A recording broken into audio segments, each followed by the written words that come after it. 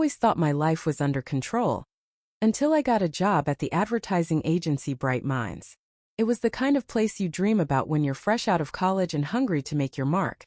Sleek open offices with glass walls, brainstorming sessions where ideas bounced like fireworks, and a team that felt more like a group of ambitious friends than colleagues. Everything seemed perfect at first. I was assigned to projects that actually mattered, no get coffee and observe nonsense. My creative ideas weren't just listened to, they were encouraged, praised even.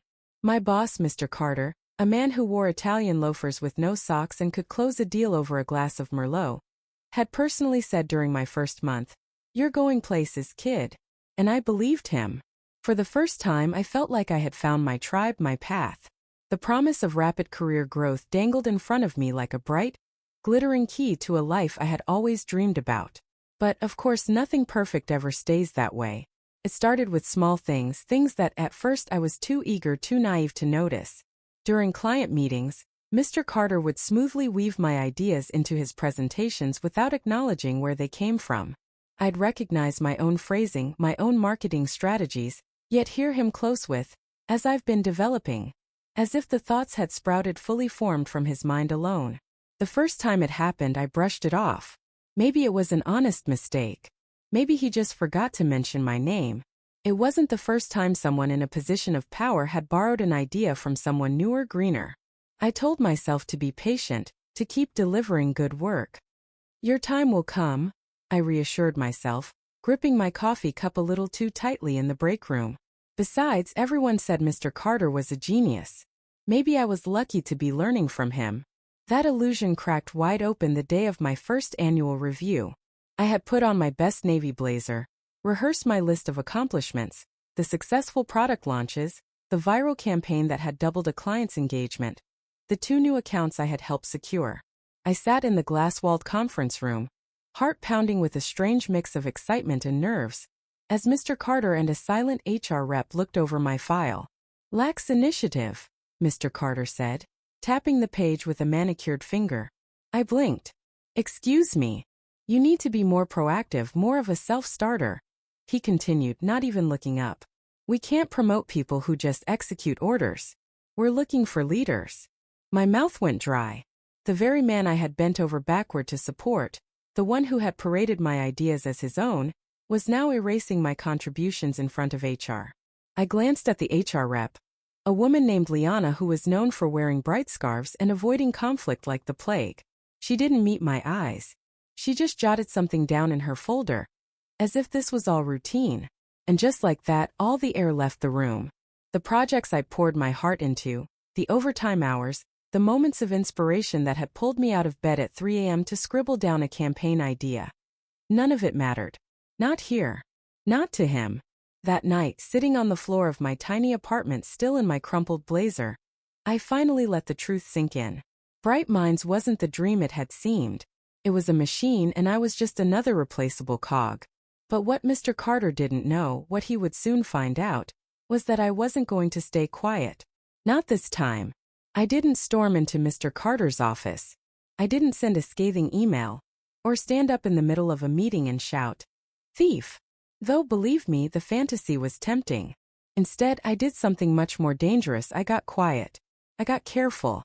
I started planning. The first thing I did was gather evidence. Every email thread where I had pitched an idea, every Slack message where I'd outlined a campaign concept, every document with my name in the metadata. I started tagging and forwarding them to a personal drive, labeling everything meticulously. If Mr. Carter wanted to play games, I would come prepared. The second thing I did was update my resume.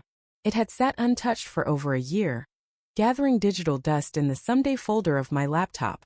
I polished it until it shone. Clear metrics, strong action verbs, none of that corporate fluff. And while I was at it, I crafted a portfolio, the real story of my work with dates, outcomes, and my fingerprints all over it. And then, I started looking. Quietly, cautiously, like a spy defecting from a hostile nation. I reached out to old colleagues, former professors, even a few clients who had dropped hints about other opportunities over lunch meetings. Within 2 weeks, I had 2 solid bites. Within 3 weeks, an offer. It came from a rival agency one I had admired for years, sleek, innovative, and most importantly, eager to value what I brought to the table. They weren't offering just a lateral move either. They wanted me as a senior creative director. The title alone made my heart skip. The salary made my jaw drop. $50,000 more than I was making at Bright Minds. Plus creative freedom to lead my own campaigns without being second-guessed or overshadowed. When the offer letter hit my inbox, I sat there for a solid 5 minutes just staring at it. My hands were actually trembling, not from fear, but from the overwhelming, cathartic realization. I wasn't trapped. I had built something of value. I was the asset. Not Mr. Carter. Not Bright Minds. Me. I gave myself that night to celebrate alone with cheap champagne and takeout dumplings. Highly recommend, by the way. Victory dumplings? October 10th. Then I set my plan for departure in motion. The final detail was the timing. I wasn't going to sneak out like a thief in the night, giving 2 weeks' notice by email. No, my exit needed to be a mirror to the disrespect Mr. Carter had shown me. Polite. Professional. But undeniably powerful. And I knew exactly when and where to do it. Because as fate would have it, Mr. Carter had scheduled another team meeting, one where he planned to present the new campaign strategy. The campaign that, of course, I had crafted from start to finish. I smiled into my wine glass that night, savoring the thought. You stole my voice, Carter, I thought.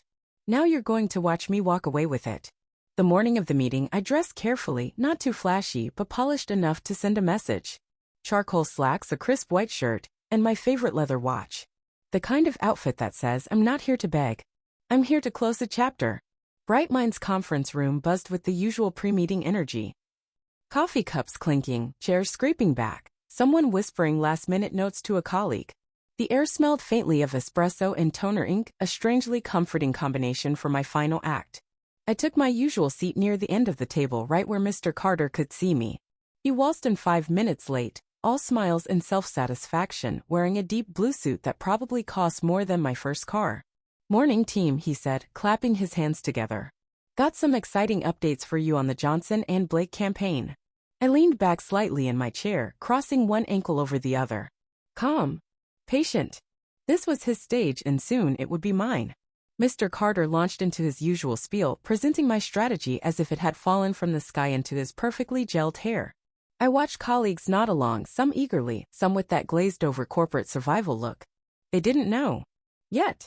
And finally, Mr. Carter said, clicking to the last slide, I'm proud to say this new direction will position Bright Minds as the clear leader in next-gen brand innovation. He set down the clicker, smiling broadly, waiting for the applause. There was a beat of silence. And that's when I moved.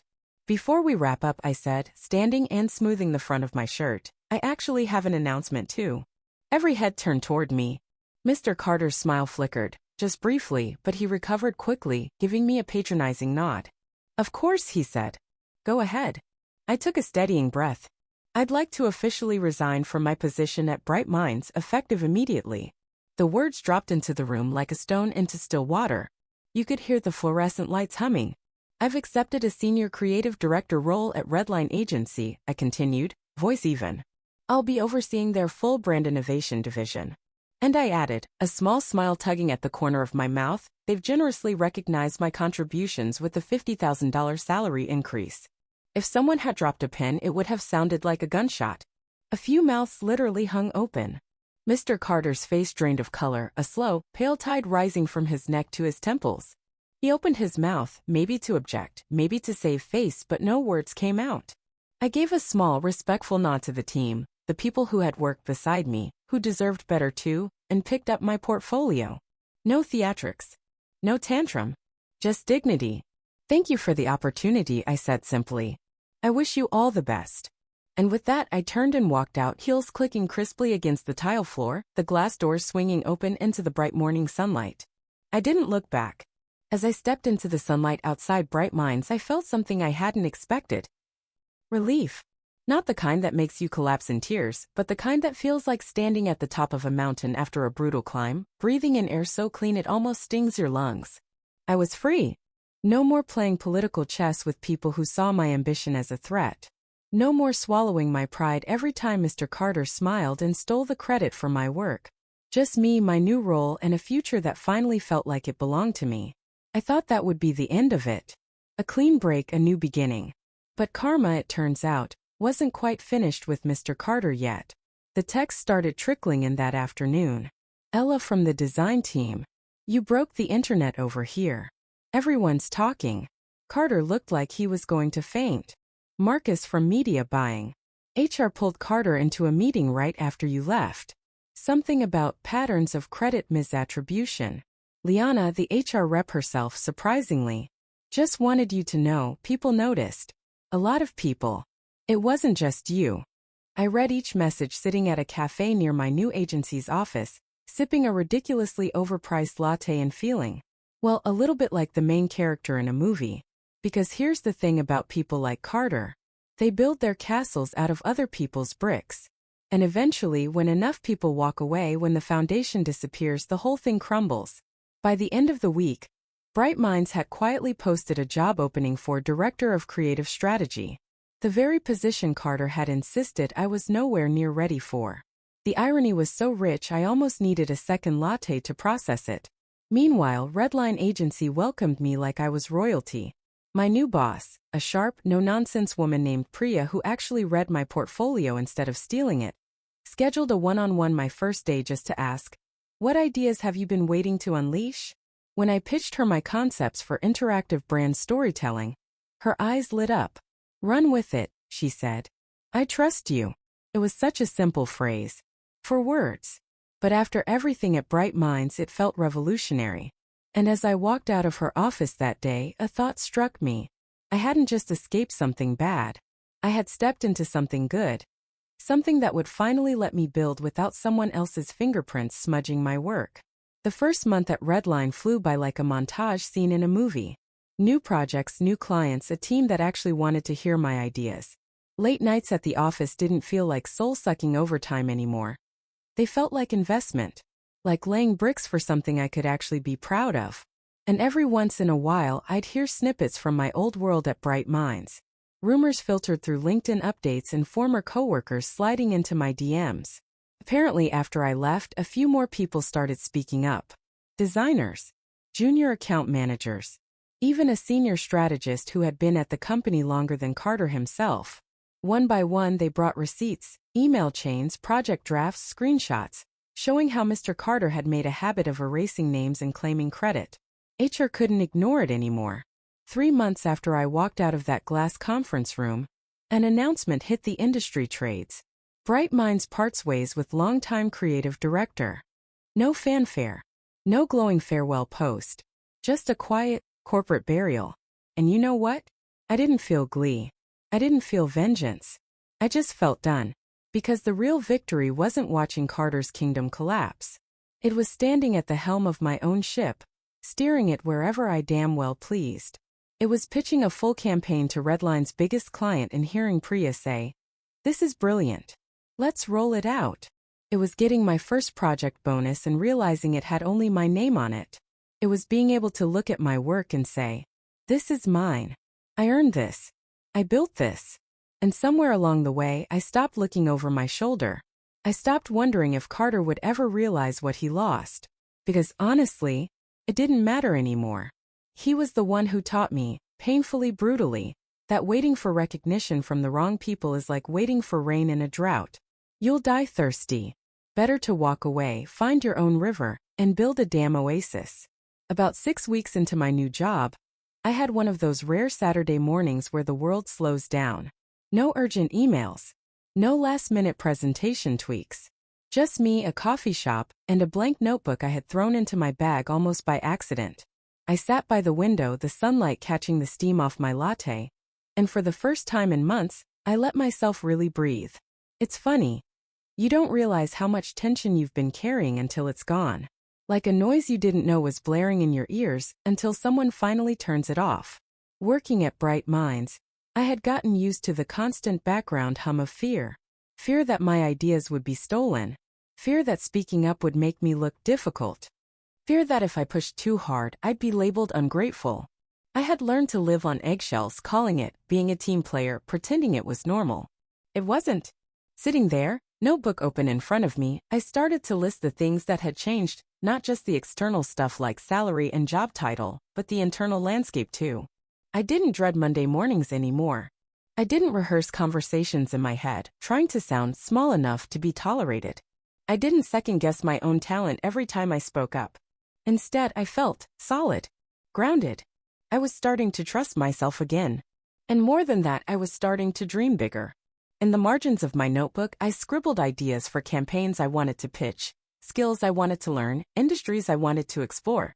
Whole pages filled up with plans and possibilities, my handwriting getting messier and faster as the ideas poured out. There was no Mr. Carter standing over my shoulder anymore. No glass ceilings disguised as corporate culture. Just an open sky. And somewhere between page 3 and page 4 of my scribbles, a realization hit me so hard I had to stop and blink. He didn't break me. He tried. He took shots at my confidence, my creativity, my career. But here I was, stronger, smarter, and more determined than ever. Not because of his mentorship. Not because he challenged me. But because I refused to let his small vision define my big one.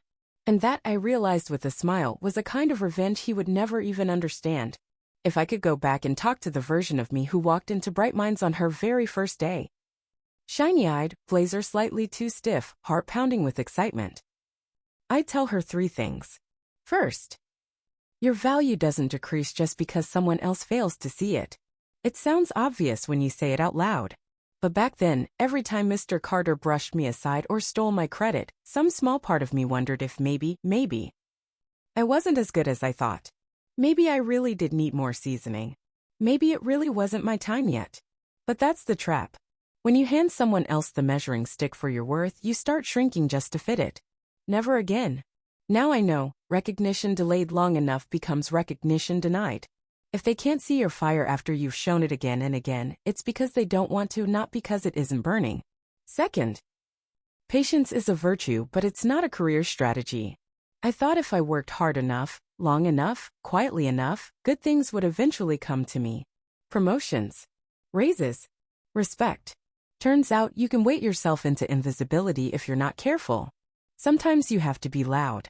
Sometimes you have to advocate for yourself even if it feels uncomfortable. Even if you worry people will call you pushy.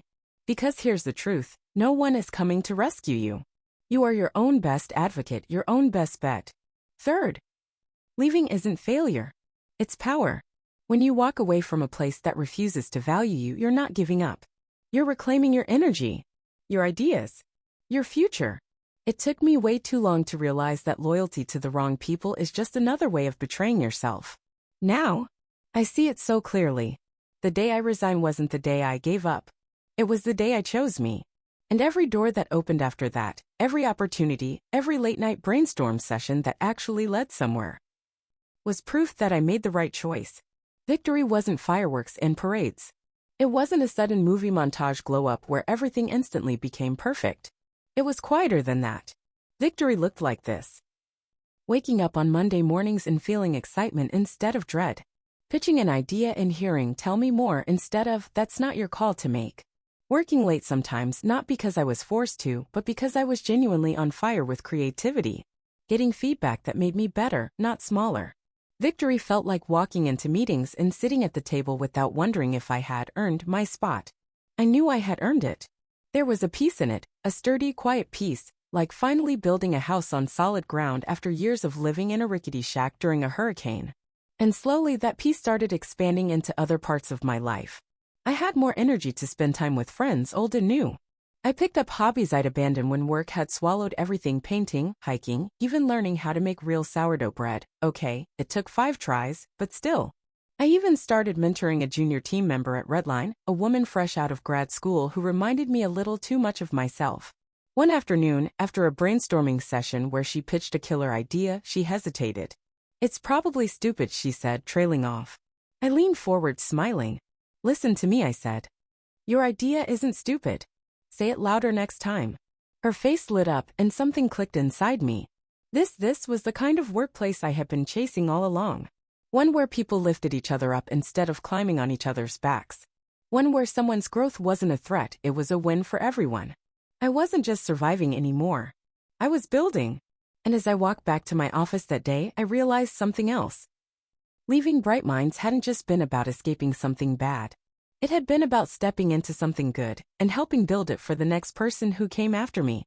Because real victory isn't just winning for yourself. It's creating a place where others can win too. It's easy to think the reward for surviving a bad situation is something you can measure. A better paycheck, a bigger title, a nicer office. And yeah, those things are nice. I'm not going to pretend I didn't smile the first time my direct deposit hit from Redline and I realized I could actually breathe financially for the first time in years. But the real reward? It was subtler. Deeper. It was waking up one morning about 6 months after leaving Bright Minds and realizing I had no anxiety buzzing under my skin. No voice in my head second-guessing every decision, wondering if I was about to get blindsided again. No lingering fear that my success depended on someone else's approval. I didn't need to prove myself to anyone anymore. I wasn't fighting invisible battles just to stay afloat. I was just living, working, creating, thriving. And here's the most beautiful part. The people I surrounded myself with now, my new boss, my new team, my new clients, they didn't just value my work. They respected me. They wanted me to succeed because they understood something Bright Minds never did. When you lift good people up, everyone rises. It made me wonder, not with bitterness, but with a kind of detached curiosity, how many brilliant ideas Bright Minds had lost over the years. How many talented people had been dimmed or driven out, all because the wrong people were in charge of the spotlight. But that wasn't my burden anymore. It wasn't my story anymore. Mine was a story of leaving, of building, of becoming, and it was just getting started. Looking back now, it's almost laughable how much of my worth I once tied to Bright Minds. To Mr. Carter's approval. To the idea that if I just worked harder or waited longer, I would finally be seen. But life, real life, doesn't reward you for suffering quietly. It rewards you for knowing when to walk away. When my boss crossed the line, he thought he was taking something from me. Maybe he thought he was dimming my light, making sure I stayed small enough not to threaten him. But all he did was set me free. Free to build a career that belonged to me. Free to work with people who saw my worth without needing a presentation deck to prove it. Free to believe in myself again without caveats or compromises. And here's what I learned, the thing I'll carry with me forever. Valuing yourself is more important than waiting for someone else to do it. The right people, the right opportunities, they find you faster once you stop begging the wrong ones to notice you. Respect isn't something you can earn by shrinking. It's something you claim by standing tall, even if your voice shakes the first time you do it. If you ever find yourself in a place where your light feels smaller, dimmer, like it's constantly being snuffed out, that's not a sign you need to work harder. It's a sign you need to leave. Walk away. Walk proud. And don't look back. Because dignity isn't something you ask for. It's something you keep for yourself. Always.